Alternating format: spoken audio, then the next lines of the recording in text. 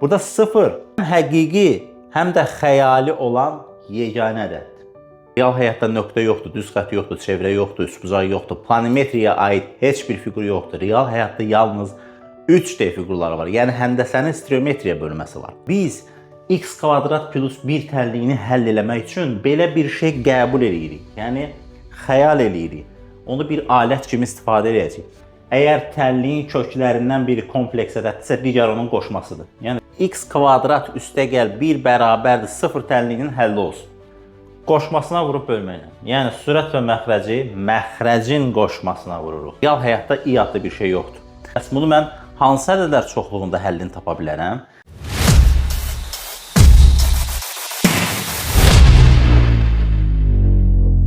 Bugün riyaziyyatın ən vacib mövzularından biri olan kompleks ədədlər mövzusunda danışacağım. Kompleks ədədlərə başlamazdan əvvəlcə natural ədədlərdən kompleks ədədlərə qədər olan bütün ədədlər çoxluğu haqqında bir xatırlatma eləyək. Bilirsiniz ki, natural ədədlər hamısını dairələrlə ifadə edəcəm ki, daha yaxşı yadınızda qalsın. N hərfi ilə ifadə olunur. Natural da təbii, natural, düzdürmü? Və bunlar birdən başlayan müsbət ədədlərdir, sonsuzluğa doğru gedir. Daha sonra gəlir tam ədədlər çoxluğu, Z hərfi ilə işarə olunur. Tam ədədlərin içində natural ədədlər də var. Yəni tam ədədlər, müsbət ədədlər, mənfi ədədlər və 0. Üçü birlikdə tam ədədlər çoxluğunu əmələ gətirir. Daha sonra gələn çoxluğumuz rasional ədədlərdir. Burada deməli, rasional ədədlərdə natural ədədlər də var, mənfi də var, 0 da var və kəsr ədədlər var. Düzdürmü? Sonra biz irrasional ədədləri keçdik, i. Düzdür, buradakı i ilə kompleks ədədlərdəki i ilə, yəni irrational da, belə deyək, irrasional ədədlər. Dəqiq qiyməti məlum olmayan ədədlərdir. Məsələn, pi özü irrasional ədəddir, y kök altında 2 və s. Bir də bunların hamısını əhatə eləyən, daxil olduğu, ehtiva eləyən həqiqi ədədlər çoxluğu var ki, onda r ilə, yəni real, həqiqi ədədlər çoxluğu dedik. Ancaq kvadrat tənlilər mövzusundan yadınızdadırsa, biz dedik ki, ax kvadrat üstəgəl bx üstəgəl c bərabərdir 0 tənliyində, təbii ki, burada a fərqi də 0 olmalıdır ki, kvadrat tənliyi olsun. Diskriminant 0-dan kiçik olarsa tənliyin həlli olunur. Ən bəsit halı ilə belə deyək, x kvadrat plus 1 bərabərdir 0, düzdürmü? X kvadrat bərabərdir mənfi 1. Kvadratı mənfi 1 olan ədəd yoxdur axı, düzdürmü? Yəni bu tənliyin kökü yoxdur cümləsi yanlışdır elmi cəhətdən. Bu tənliyin həqiqi kökü yoxdur. Yəni həqiqi ədədlər çoxluğunda həlli yoxdur. İndi biz bu tənliyi həllini tapmağa çalışacağıq. Həqiqi ədədlər çoxluğunda həlli yoxdursa, bəs bunu mən hansı ədədlər çoxluğunda həllini tapa bilərəm? Bu zaman həqiqi ədədlər çoxluğunu elə genişləndirirəm ki, kompleks ədədləri sileyim. Həqiqi ədədlər çoxluğunu elə genişləndirirəm ki, həmin ədədlər çoxluğunda x kvadrat üstəgəl 1 bərabərdir 0 tənliyinin həlli olsun. Və burada i xəyali vahidi qəbul edirəm. Xəyali vahid. Bilirsiniz də, İngilis dilində təsəvvür etmək, xəyal etmək imaginary'dir. Onun baş hərfidir. Değil mi? Kompleks ədədlər çoxluğu C hərfi ilə işarə olunur. Real həyatda i adlı bir şey yoxdur. Real həyatda mənfi 1 var. Real həyatda real numbers, həqiqi ədədlər var. Rasional ədədlər var. Bunların hamısı var. Amma i adlı bir şey yoxdur. Biz x kvadrat plus 1 tənliyini həll eləmək üçün belə bir şey qəbul edirik. Yəni xəyal edirik. Onu bir alət kimi istifadə edəcəyik. Bilirsiniz də, bu haqda geniş bir video çəkəcəm. Real həyatda nöqtə yoxdur, düz xətt yoxdur, çevrə yoxdur, üçbucaq yoxdur, planimetriyaya aid heç bir fiqur yoxdur. Real həyatda yalnız 3D fiqurları var. Yəni həndəsənin stereometriya bölməsi var. 3 ölçülü fiqurları var. Siz mənə real həyatda siz mənə üçbucaq, düzbucaqlı falan göstərə bilməzsiniz. Deyə bilməzsiniz, müəllim, A4 vərəqəsində düzbucaqlıdır. Xeyr, onu mikroskopla yaxınlaşdırsaq, az da olsa qalınlığı var. 0.5 mm, 0.1 mm, 0.1 mm də olsa qalınlığı varsa, o artıq düzbucaqlı paralelepiped, yəni prizmadır. İndi mövzumuzdan çox yayınmayaq. Deməli, biz həqiqi ədədlər çoxluğunu elə genişləndirdik ki, həmin ədədlər çoxluğunda x kvadrat plus 1 bərabər 0 tənliyinin həlli olsun. Və bunu həll eləmək üçün i xəyali vahidi qəbul edim. Burada da i kvadrat bərabərdir mənfi 1 bərabərliyini qəbul edim. Yəni fərz elədim ki, i kvadrat mənfi 1. Çünki bunu eləməsəm bu tənliyi eləyə bilməyəcəm. Bu tənliyi necə eləyəcək? X kvadrat 1-i sağ tərəfə keçirsək mənfi 1 olur, düzdürmü? Mən də axı mənfi 1-i i kvadrat qəbul edim. Demək ki, mənfi 1-in yerinə i kvadrat yaza bilirəm. X kvadrat i kvadratsa, demək ki, bu tənliyin kökləri mənfi müsbət i ədədidir. Yəni dostlar, diskriminantı mənfi olan kvadrat tənliklərin həlli həqiqi ədədlər çoxluğunda yoxdur, amma kompleks ədədlər çoxluğunda həlli var. Mənfi müsbət i. Konkret bir nümunə üzərində həll eləyək ki, daha yaxşı aydın olsun. Bu kvadrat tənliyidir, düzdürmü? Çevrilmiş kvadrat tənliyi olduğu üçün, yəni A əmsalı 1 olduğu üçün Viet teoremində də həll eləmək olar. Lakin mən bu tənliyin diskriminantını tapanda, yəni B kvadrat çıxılsın 4A S-ni tapanda, burada baxıram ki, 16 çıxılsın 52 qalır. Yəni, mənfi 36. Bizə bilirik ki, diskriminant mənfi olanda tənliyin kökü, həqiqi kökü yoxdur, düzdürmü? Bəs mən bunu həqiqi kökü yoxsa deyək, kompleks ədədlər çoxluğunda həll eləyə bilərəm. Mənfi 36 nə deməkdir dostlar? Mənfi 36 əslində 36 mənfi 1 vur 36-dır da, düzdürmü? Mənfi 36 edir. Biz də axı i kvadrat bərabərdir mənfi 1 qəbul eləmişik. Mənfi 1-in yerinə i kvadrat yazsam, onda bu 36 i kvadrat olacaq. Və 36 i kvadrat artıq kökdən çıxa bilən bir ədəd. Yəni, x1-i tapsaq, mənfi b, yəni müsbət 4, üstə gəl kök altında diskriminant, yəni 36 i kvadrat bölünsün 2 vurulsun a. x2 də bilirsiniz ki, bunun çıxması olacaq da sadəcə. i kvadrat bölünsün 2 vurulsun a. Yəni buradan 4 üstə gəl 36 i kvadratından 6i çıxdı, bölünsün 2. 4-ü və 6-nı 2-yə bölsək, 2 üstə gəl 3i alınır. Burada isə 4 çıxılsın 6i bölünsün 2. 4-ü və 6-nı 2-yə bölsək, 2 çıx 3i alınır. Gördünüzmü? Yəni, diskriminantı mənfi 36 olan tənliyin həqiqi kökü yoxdur, amma kompleks kökləri var. Onlar hansı ədədlərdir? 2 üstə gəl 3i və 2 çıx 3i. İndi kompleks ədədlərin daha detallı izah eləyəcəm. Buradan belə bir qaydanı da yadda saxlamaq olar ki, əgər tənliyin köklərindən biri kompleks ədəddirsə, digər onun qoşmasıdır. Yəni, plusdursa minusu, minusdursa plus.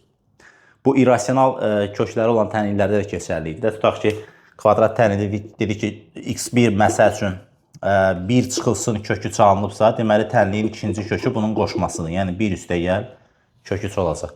Xatırlatmanı eləyək.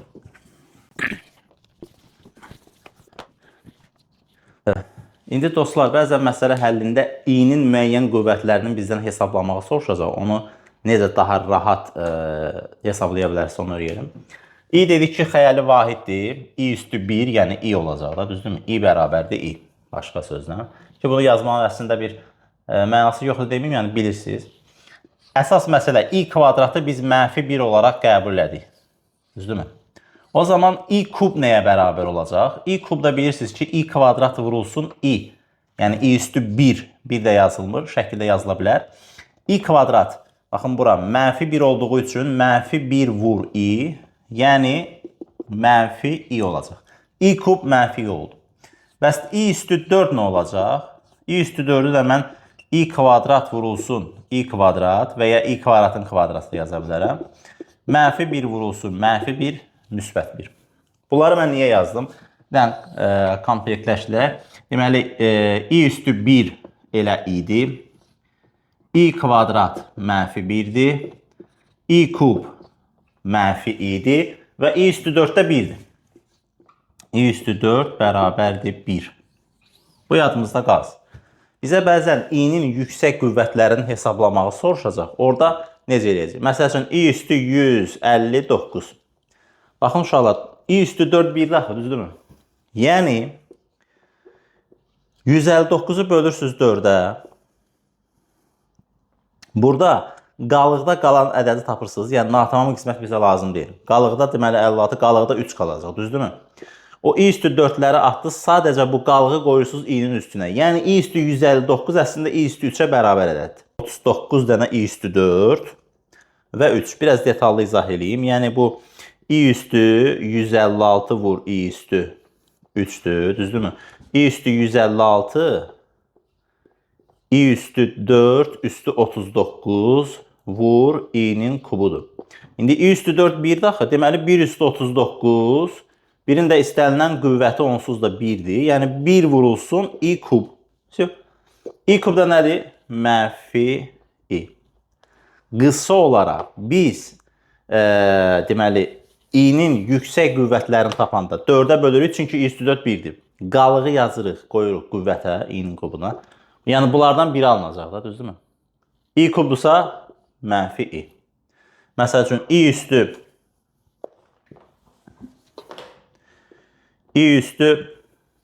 221. 221'i böldünüz 4'ə. Qalığı tapdınız. Qalıq 1'dir də, düzdürmü? i'nin üstündə 1 ilə i'də. Və yaxud da ki 222 olsaydı, onda qalıqda 2 alınacaq idi. i'nin yerinə 2 qoyacaqdınız qüvvətinə. Cavab mənfi 1 olacaq idi. 223 olsaydı, qalıqda 3 alınacaq idi. Yəni 4'ə böləndə qalıqda 3 alınacaq idi. i kub mənfi i olacaq idi. 224 olsaydı, onda qalıqda 0 alınacaq. 224 tam bölünür axı. Qalıqda 0 alınırsa, deməli i üstü 0, yəni 1. i üstü 4-də, yəni tam ədəd alınır. Bu şəkildə i'nin qüvvətlərini hesablaya bilərsiniz. Fərqi yoxdur. Məsəl üçün i üstü 457. Bunu necə hesablayaq? 457-ni tutaq ki, laf qalıqlı bölmə ilə bölək, çubuqlu bölmə ilə bölək. 4'də bir dəfə 4 çıxdıq 0, 5'i indirdik. Bir dəfə 4 çıxdıq 1, 7'ni indirdik 4 dəfə 16 çıxdıq 1. Qalıq lazımdır bizə. Qalıq nədir? 1. 114 onsuz da tam alınıbdır. i üstü 1. Yəni i'yə bərabərdir. i üstü 457 ədədi. İndi dostlar, kompleks ədəd haqqında detallı danışaq. Kompleks ədəd nədir? Kompleks ədədin tərifi odur ki, kompleks ədəd z bərabərdir a üstəgəl b vurulsun i şəklində yazılan ədədə deyilir. Məsəl üçün z bərabərdir. Bayaq biz kvadrat əlini həll elədik. Köklərinin birini 2 üstəgəl 3i aldıq. Digərində 2 çıxılsın 3i aldıq. Düzdürmü? Bunlara uşaqlar qoşma kompleks ədədlər deyilir və z üstündə xətt kimi yazdım. Yəni belə deyirik, işarəsi ilə fərq. A üstəgəl bi və bunun qoşma kompleks ədədi olacaq. Z üstü xətt a çıx bi. Düzdürmü? A plus b şəklində yazılan ədədə, verilən ədədə kompleks ədəd deyilir. Kompleks ədədin uşaqlar real hissəsi var, yəni həqiqi hissəsi var. Bir də xəyali hissəsi var. Yəni qarşınıza sizin imtahanlarda, testlərdə belə 2 sual çıxacaq. Məsələn, kompleks ədədi verəcək, deyəcək RZ sual. RZ nədir? IMZ nədir? R nə deməkdir? Real Z. Yəni Z-in kompleks ədədin real, həqiqi hissəsi hansıdır? A. Imaginary. Kompleks ədədin Z şəklində yazılır axı. Kompleks ədəd. Z bərabər. Imaginary, xəyali hissəsi hansıdır? Qoy. Bu qədər. Məsəl üçün, bizə kompleks ədədi verirsə, bu kompleks ədədin RZ-i, yəni həqiqi hissəsi 2, IMZ-i, xəyali hissəsi 3'dür. Bu kompleks ədədin həqiqi hissəsi yenə 2'dir, xəyali hissəsi, yəni imaginary Z, mənfi 3'dür. Bu qədər bəs. Dostlar, bəzən həqiqi ədəd, dedik ki, həqiqi ədəd Z bərabərdir A üstəgəl B şəklində yazılır. Bəzən həqiqi ədəd B bərabərdir 0 olarsa, Z bərabərdir A şəklində qalır da, B'si 0'dırsa. A bərabər 0 olarsa, Z bərabərdir BI şəklində olur. Z bərabərdir A ədədinə həqiqi ədəd deyilir. Həqiqi ədəd. Yəni doğrudan da yanında heç bir xəyali ədəd yoxdur da, i yoxdur. Deməli, həqiqi ədəd. BI ədədinə isə sırf xəyali ədəd deyilir. Məsəl üçün, bizə tutaq ki, belə bir kompleks ədəd verə bilər. Z bərabərdir 3. Bu həqiqi ədəddir. Z, çünki B'si yoxdur da, B 0'dır. Yanında i olan bir hissə yoxdur. Z bərabərdir 5i verərsə, bu sırf xəyali ədəddir. Niyə? Çünki həqiqi hissəsi yoxdur da. Yalnız xəyali hissədən ibarət. Burada bir dənə qeyd eləyək ki, 0 ədədi 0. 0. Yəni bu. Hər bir həqiqi ədəd həm də kompleks ədəd. Bayaq iç-içə olan dairələrdə göstərdim. Bir-birinin az çoxluğudur. Yəni həqiqi ədədlər kompleks ədədlər çoxluğunun az çoxluğudur. Demək ki, hər bir həqiqi ədəd eyni zamanda kompleks ədəddir. Zaten onu əvvəldən də bilirsiniz, hər bir natural ədəd tam ədəddir, hər bir tam ədəd rasional ədəddir, hər bir rasional ədəd həqiqi ədəddir, hər bir irrasional ədəd həqiqi ədəddir, hər bir həqiqi ədəd də kompleks ədəddir. Burada 0 həm həqiqi, həm də xəyali olan yeganə ədəddir. Nə demək istəyirəm? Yəni z bərabərdir 0 yazsa, bu həqiqi ədəd olur da. Yəni z bərabər məsələn 3 kimidir, 3-ün yerinə 0-dır. Amma bunu xəyali hissə kimi də yazmaq olar. Çünki bunun yanında i yazsam, bu yenə 0 eləyəcək. Demək ki, 0 həm həqiqi, həm də xəyali ədəd kimi yazılan yeganə ədəd olacaq. Çünki yenə i-yə vuranda 0 alınacaq. Kompleks ədədlərin bərabərliyi. 2 dənə kompleks ədəd götürək. Birinə yazaq z1 bərabərdir a1 üstəgəl b1 i. İkincisi z2 bərabərdir a2 üstəgəl b2 i. Düzdürmü? Bu iki kompleks ədəd z1 z2-yə bərabərdirsə, demək ki, a1 a2-yə bərabərdir. a1 a2-yə bərabərdir. b1 də b2-yə bərabərdir. Buna bir dənə yaxşı nümunə deyim. Deməli dostlar, DİM 2-ci hissə test toplusunda, kompleks ədədlər mövzusunda 96-cı məsələdə olmalı, səhv eləmirəmsə. Belə bir bərabərlik verib, 3x üstəgəl 2y bərabərdir 6 plus x plus y ifadəsindən x plus y tapacaq. Baxaq ki, uşaqlar, bu kompleks ədəd şəklində yazdım. Yəni, hər ikisi kompleks ədəddirmi? Bərabərliyin sağ tərəfi və sol tərəfi. Baxaq. 3x a, a1. b1, 2y. Yəni, a1 üstəgəl b1 i. Burada isə a2 üstəgəl b2 i. Yəni, a-sı burada 6-dır. Xəyali hissəsi də x plus y. İndi bunlar bir-birinə bərabərdirsə, demək ki, a1 a2-yə bərabərdir. Yəni 3x bərabərdir 6-ya, buradan x bərabərdir 2.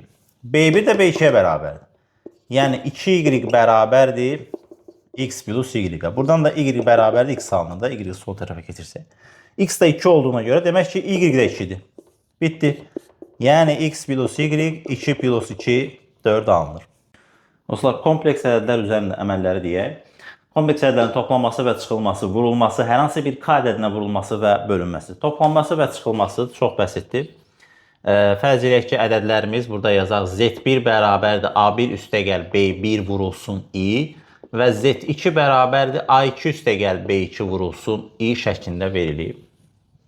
Çox düstura getməyək. Tutaq ki, 2 dənə ədəd verib, yəni bunları toplayanda A1 ilə A2-ni toplayacaqsınız. Həqiqi hissələri 1, bir də xəyali hissələri 1. Məsəl üçün, 3 üstəgəl 5i Z1 olsun. Z2-ni də bizə verib mənfi 2 üstəgəl 3i. İndi biz Z1 üstəgəl Z2-ni tapmaq istəyiriksə, 3 ilə mənfi 2-ni toplayırıq. Müsbət 1. 5 ilə də 3-i toplayırsınız. 8i. Bu qədər.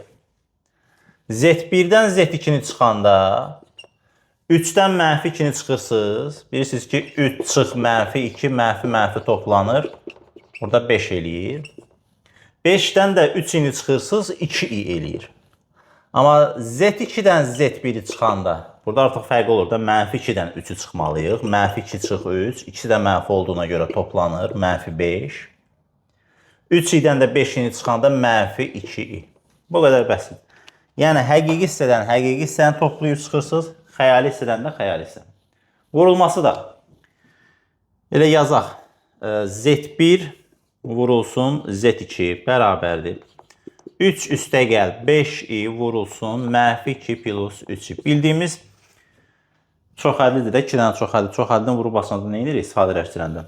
3-ü hər ikisinə vuracam, 5-i hər ikisinə vuracam, sonra islah edəcəm. Yəni 3 vurulsun mənfi 2. Mənfi 6, 3 vurulsun 3i. 9i, 5i vurulsun mənfi 2, mənfi 10i, 5i vurulsun 3i, dostlar baxın 5i'ni 3-yə vuranda 15, i vuri də var axı burada. Deməli i kvadrat olacaq. I kvadrat da mənfi 1 olduğu üçün demək ki bunun cavabı mənfi 15-dir. Yəni mənfi 6 üstəgəl 9i'dən 10i çıxanda mənfi i çıx 15. Mənfi 15-dir yəni. İndi mənfi 6 ilə mənfi 15 hər ikisi mənfi olduğuna görə toplandı. Bir də çıx i yazırıq. Bu da oldu kompleks ədədlərin vurulması. Kompleks ədədlərin hər hansı bir k ədədinə vurulması. Fərz edək ki, 3 vurulsun z yazıb. Z də olsun 3 plus 5-i. 3 olmasın olsun 7. Demək ki, 7-ni mən vuracam 3 üstəgəl 5 i-yə də dostlar. Yəni 7-ni vuracam 3-ə, vurmanın paylama qanunu tətbiq edəcəm. 7-ni də 5-yə vuracam 35 i. Bölünmədən eləyək. Əvvəlcə xatırladaq ki, kompleks ədəd z bərabər a üstəgəl b şəklində yazıldı və kompleks ədədin qoşması dedik ki, z üstü xət a çıx b şəklində yazılır. Z1 olsun, yəni qoşma kompleks ədədləri bildik də dostlar. Z1 olsun 3 üstəgəl i, Z2 olsun 1 çıx i. Bizdən soruşur Z1 bölünsün Z2. Yəni 3 üstəgəl i-ni 1 çıx i-yə böləcək. Qoşmasına vurub bölməklə. Yəni sürət və məxrəci məxrəcin qoşmasına vururuq təbii ki, uşaqlar. Kəsirin məxrəcini irrasionallıqdan azad eləyəndə məxrəcin qoşmasına vururduq. Kvadrat köklərdə yadınızdadırsa. Burada da qoşma kompleksləri də vuracam. Yəni 1 çıx i-nin qoşması 1 üstəgəl i-dir. Demək ki, sürət və məxrəci 1 üstəgəl i-yə vuracam. Daha sonra bunları ixtisar aparmayın da dostlar. Bizim vurma məqsədimiz ixtisar aparmaq deyil. 1 çıx i 1 üstəgəl i, a çıx b a plus b. Müxtəsər vurma düsturuna əsasən 1-in kvadratı çıx i-nin kvadratı şəklində yığılır. Düzdürmü? Surət də 3 vur 1, 3, 3 vur i, 3-i, i vur 1, i vur i kvadrat olur. İndi i kvadrat mənfi 1 daxı dostlar. Yəni 1 çıx mənfi 1. Düzdür? Yəni məxrəc əslində 2 elədir. İndi sürəti sadələşdirək. Bu i kvadrat da mənfi 1-dir də, düzdür? Deməli 3 çıx 1, 2. 3 i üstəgəl i 4-i. Yəni sürətimiz də oldu 2 üstəgəl 4i. İndi hər tərəfi 2-yə bölsək, 2 bölü 2, 1, üstəgəl 4i bölü 2, 2i. Yəni Z1 bölü Z2, 1 üstəgəl 2 şəklində yazıldı. Uşaqlar, bu yazılı şəklinin hamısı, yəni başda demək yadıma çıxdı, Z bərabərdir A üstəgəl BI şəklində yazılış, kompleks ədədin cəbri şəkildə yazılışıdır. Çünki kompleks ədədin trigonometrik şəkildə yazılışı da var, o fərqlidir. Kompleks ədədin trigonometrik şəkildə yazılışını öyrənmək üçün növbəti videoya baxın.